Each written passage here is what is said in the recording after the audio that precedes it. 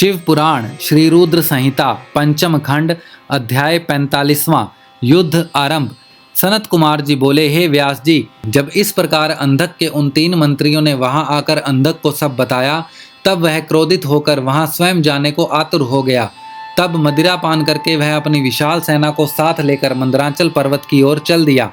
वहां रास्ते में उसकी मुठभेड़ भगवान शिव के वीर गणों से हो गई। उनमें बड़ा भारी युद्ध हुआ। शिव गणों ने दैत्य सेना को मार मार कर वहां से भगा दिया। वीर बलशाली दैत्य विरोचन, बलि, बाणासुर, सहस्त्रबाहु आदि बड़ी दृढ़ता से लड़े, परंतु शिव गणों ने उन्हें वहां से खदेड़ कर ही दम लिया। उस समय वहां की धरती रक्त से लाल हो गई।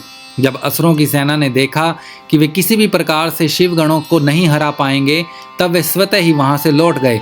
उधर जब वहां शांति हो गई, तब भगवान शिव अपनी प्रिया देवी पार्वती से बोले, हे प्रिय, मैं यहाँ पर अपने उत्तम पाशुपत व्रत का पालन करने के लिए आया था, परंतु यहाँ पर मेरे व्रत में विघ्न पड़ गया है। अतः अब मैं इस व्रत को यहाँ पूरा नहीं कर सकता। इस व्रत को पूरा करने के लिए मुझे पुनः किसी अन्य निर्जर स्थान पर जाना पड़ेगा। देवी, तुम यहीं पर रहो और मैं किसी अन्यत्र स्थान पर जाकर अपने व्रत का अनुष्ठान पूरा करूँगा। यह कहकर भगवान शिव अपने व्रत को पूरा करने के लिए वहां से किसी दूसरे वन में चले गए और पार्वती देवी वहीं मंदराचल पर्वत पर एक गुफा में रहने लगी। भगवान शिव निर्जर वन में जाकर अपने पाशुपत व्रत को पूरा करने के लिए घोर साधना करने लगे। उधर दूसरी ओर देवी पार्वती वहां अकेली रहकर अपने पति भगवान शिव के लौटने की प्रतीक्षा करने लगी। उनकी रक्षा के लिए भगवान शिव का गण वीरक सदा उनकी गुफा के बाहर पहरा देता रहता था। दूसरी ओर दैत्यराज अंधक को, जिसे एक बार शिवगणों ने परास्त करके वहां से खदेड़ दिया था, देवी को प्राप्त किए बिना चैन कहाँ आने वाला था। उसने पुनः मंदराचल पर्वत पर चढ़ाई कर दी।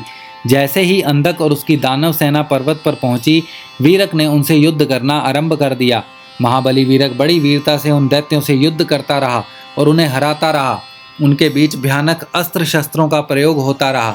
जब किसी भी तरह वीरक को युद्ध में पराजित करना संभव न हुआ, तो दैत्यों ने वीरक को चारों ओर से मिलकर घेर लिया।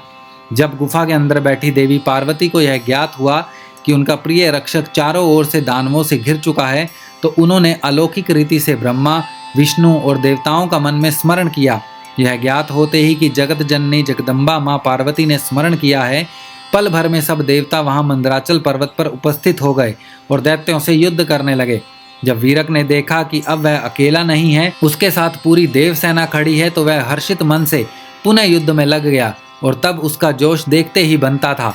देवताओं ने ब्राह्मी, नारायणी, इंद्री, विश्वानरी, याम्या, नैरृति, वारुणी, वायवी, कुबेरी, यक्षेश्वरी और गारुड़ी देवी का रूप धारण किया हुआ था। अनेक आयुधों से सुसज्जित होकर वे युद्ध कर रहे थे। इस प्रकार इस भीषण युद्ध को चलते चलते कई हजार वर्ष बीत गए। देव सेना जितने भी असुरों को मारती, दैत्य गुरु शुक्राचार्य अपनी मृत संजीवनी विद्या से पल भर में उन्हें पुनः जीवित कर देते। इस प्रकार दैत्य सेना न कम हो रही थी और न ही हार मान रही थी। युद्ध दिन प्रतिदिन और भयानक होता जा रहा था। भगवान शिव भी अपना व्रत पूरा करके वहां मंदराचल पर्वत पर वापस आ गए। श्री रुद्र संहिता पंचम खंड अध्याय 45वां समाप्त।